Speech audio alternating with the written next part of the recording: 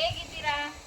ನೋಡಿ ಇಲ್ಲೇ ಹೊಸ ಮನೆ ಕಟ್ತಾ ಇರೋದು ನಾನು. ಮತ್ತೆ ಏನಪ್ಪ ಖುಷಿ ಅಂದ್ರೆ ಇವತ್ತೆಲ್ಲ ಇಲ್ಲೇ ಕೂತ್ರು ಇಲ್ಲ ಇಲ್ಲೇ ಸತ್ರು, ನೀನ್ ಯಾಕೆ ಇಲ್ಲಿ ಕೂತಿದ್ಯಾ ಯಾಕೆ ಇಲ್ಲಿ ಸತ್ತಿದ್ಯಾ ಅನ್ನೋರಿಲ್ಲ. ಅದೊಂದೇ ಖುಷಿ ವಿಚಾರ. ಸಿಂಪಲ್ ಆಗಿ ಏನ್ ಮನೆ ಇಲ್ಲ ಫ್ರೆಂಡ್ಸ್, ಸೀಟ್ ಮನೆನೆ. ಯಾರೋ ಒಬ್ಬಣ್ಣ ಈಗ ತಾನೇ ಮನೆ ಕಟ್ಟಿದ್ಯಾ, ಮನೆ ಕಟ್ಟಿದ್ಯಾ, ಬಂತು ದುಡ್ಡು ಅಂತ ಕೇಳೋನೆ. ಅದಕ್ಕೆ ಆನ್ಸರು ಮುಂದೆ ಕೊಡ್ತೀನಿ. ಈ ಸದ್ಯಕ್ಕೆ ಈಗ ನೋಡಿ ಈ ತರ ಮಳೆ ಹಾಕ್ಸಿರೋದು. ಈ ಕಡೆ ವಾಶ್ರೂಮು, ಈ ಕಡೆ ಬೆಡ್ರೂಮು,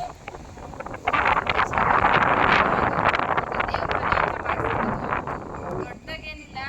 ಸದ್ಯಕ್ಕೆ ಇದನ್ನ ಮಾಡಿದ್ರೆ ಸಾಕಾಗೈತೆ. ಇದನ್ನ ಮಾಡಕ್ಕೆ ನಾನು ಏನೇನು ಪಾಡು ಬೀಳ್ತಾ ಇದ್ದೀನಿ ಅಂತ ನೋಡಿ ಮುಂದೆ ಹೇಳ್ತೀನಿ.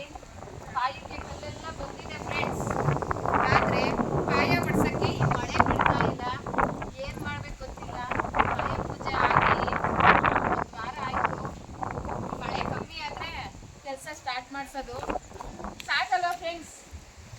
ಬಾಡಿಗೆ ಮನೇಲಿ ಇರೋದಕ್ಕಿಂತ ಹೊಟ್ಟೆ ಬಟ್ಟೆ ಎಲ್ಲ ಕಟ್ಟಿ ಕೂಡಿಟ್ಟು ಏನೋ ನಮ್ದು ಅಂತ ಒಂದು ಸಂತಕ್ಕೆ ಮಾಡೋದು. ಜನ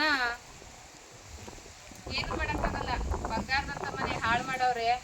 ಅವ್ರು ತಣ್ಣಗಿರ್ಲಿ, ಅವ್ರು ಚೆನ್ನಾಗಿರ್ಲಿ ಅಷ್ಟೇ ಹೇಳೋದು. ಮೇಲೊಬ್ಬ ನೋಡ್ತಾ ಇರ್ತಾನೆ, ಲೆಕ್ಕ ಎಲ್ಲ ಭಗವಂತಂತಾವ್ ಇರ್ತದೆ. ನಾವೇನೇ ಹಾರಾಡಿದ್ರು ಏನೇ ತೂರಾಡಿದ್ರು ಅದು ಶಾಶ್ವತ ಅಲ್ಲ, ತಾತ್ಕಾಲಿಕ. ಶಾಶ್ವತವಾಗಿ ಲೆಕ್ಕ ಬರೆಯೋ ಭಗವಂತ ಅಲ್ಲಿದ್ದಾನೆ. ಸಾಕಲ್ಲ? ಕಾಣಿಸುತ್ತಲ್ಲ?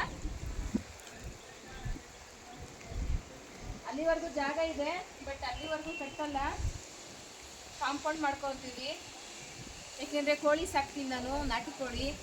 ಅದಕ್ಕೆ ಈ ಥರ ಸೈಡ್ಗಿರೋ ಜಾಗಕ್ಕೆ ಬಂದಿರೋದು. ನೋಡೋಣ ಎಷ್ಟಾಗುತ್ತೆ. ಇಷ್ಟು ಮನೆ ಕಟ್ಟಕ್ಕೆ ಎಷ್ಟಾಗ್ಬೋದು ಫ್ರೆಂಡ್ಸ್? ಒಂದು ಅಂದಾಜು ಮಾಡಿ ಹೇಳಿ ಎಷ್ಟಾಗುತ್ತೆ ಅಂತ ನಾನು ಹೇಳ್ತೀನಿ ಕೊನೆಗೆ. ಏನಪ್ಪ ಅಂದರೆ ಒಂದು ಖುಷಿ ಅಷ್ಟೇ. ಸೀಟ್ ಮನೆಯೇ, ಮೋಲ್ಡ್ ಏನಿಲ್ಲ. ಮೋಲ್ಡ್ ಆಗೋ ಶಕ್ತಿನೂ ಇಲ್ಲ. ಯಾಕೆಂದರೆ ಯಾರ್ದು ಸಪೋರ್ಟ್ ಇಲ್ಲ. ನಾವು ದುಡಿಬೇಕು, ನಾವು ಮಾಡಬೇಕು. ಮಕ್ಕಳು ಬೇರೆ ಓದ್ತಾರೆ. ಇನ್ನು ಇದನ್ನು ಮಾಡೋದೇ ದೊಡ್ಡದು. ನೋಡೋಣ, ಭಗವಂತ ಶಕ್ತಿ ಕೊಟ್ಟರೆ ಮೋಲ್ಡ್ ಹಾಕೋಣ ಅಂತ ಇದ್ದೀನಿ. ಶಕ್ತಿ ಕೊಡಲಿಲ್ಲ ಅಂದರೆ ಸೀಟೆ. ಬಟ್ ಇಲ್ಲಿ ಯಾರೂ ಜನ ಇಲ್ಲ, ಹೊಡೆದಾಗ ಅಂತ ಜನ ಇಲ್ಲ. ಅದಕ್ಕೆ ಒಂದು ಕಡೆ ಸೈಡಿಗೆ ಬಂದುಬಿಟ್ಟಿದ್ದೀನಿ. ರೀಸೆಂಟಾಗಿದೆ.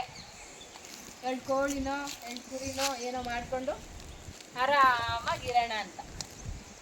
ಚೆನ್ನಾಗಿದೆಯಾ ಜಾಗ? ಚೆನ್ನಾಗಿದೆ ಅಲ್ವಾ? ಇದನ್ನು ಮಾಡೋಕ್ಕೇನೆ 20 ವರ್ಷ ಕಷ್ಟಪಟ್ಟಿರೋದು. ಈಗ 1 ವರ್ಷ 2 ವರ್ಷ ಅಲ್ಲ, 20 ವರ್ಷದಿಂದ ಒಳ್ಳೇದೊಂದು ಬಟ್ಟೆ ಇಟ್ಕೊಂಡಿಲ್ಲ, ಒಳ್ಳೇದೊಂದು ಒಡವೆ ಇಟ್ಕೊಂಡಿಲ್ಲ. ಊಟ ಮಾತ್ರ ಚೆನ್ನಾಗಿ ತಿಂದಿದ್ದೀನಿ. ಊಟ ತಿಂದಿಲ್ಲ ಅಂತ ಮಾತ್ರ ಹೇಳಲ್ಲ, ಚೆನ್ನಾಗಿ ಊಟ ತಿಂದಿದ್ದೀನಿ.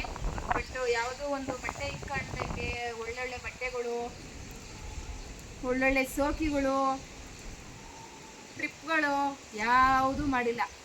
ಕಷ್ಟಪಟ್ಟು ದುಡ್ದಿದ್ದೀನಿ, ತಳ್ಳಗಾಡಿ ತಳ್ಳಿ ಇಷ್ಟಕ್ಕೆ ಬಂದು ನಿಂತಿದ್ದೀನಿ. ನನ್ನ ಕೈಲಿ ಇಷ್ಟೇ ಆಗೋದು. ಮುಂದಕ್ಕೆ ನೋಡೋಣ, ನನ್ನ ಮಕ್ಕಳು ಮಾಡ್ಕೊಂಡ್ರೆ ಮಾಡ್ಕೊಬೋದು. ಅದೇ ಒಂದು ಖುಷಿ ಅಷ್ಟೇ. ನನ್ನ ಮಕ್ಕಳ ಮೇಲೆ ಡಿಪೆಂಡ್. ವಿದ್ಯೆ ಕಲಿದ್ರು ಪರವಾಗಿಲ್ಲ, ಬುದ್ಧಿ ಕಲೀರಿ ಅಂತೇಳಿ ಒಳ್ಳೆ ಬುದ್ಧಿ ಕಲಿಸಿದ್ದೀನಿ ನನ್ನ ಮಕ್ಕಳಿಗೆ. ಅವ್ರು ಮಾಡ್ಕೊಂಡ್ರೆ ಮಾಡ್ಕೊಬೋದು, ಇಲ್ಲ ನಮ್ಮ ಅಮ್ಮ ಮಾಡಿರೋದ್ರಲ್ಲೇ ಇರ್ತೀವಿ ಅಂದರೆ ಇದರಲ್ಲೇ ಇಟ್ಕೊಬೋದು. ಓಕೆ ಫ್ರೆಂಡ್ಸ್, ಇಷ್ಟು ಕಟ್ಟಕ್ಕೆ ನಾನು ದುಡ್ಡು ಹೆಂಗೆ ಹೊಂದಿಸಿದ್ದೀನಿ ಅಂತ ಇವಾಗ ಹಾಕ್ತೀನಿ ನೋಡಿ.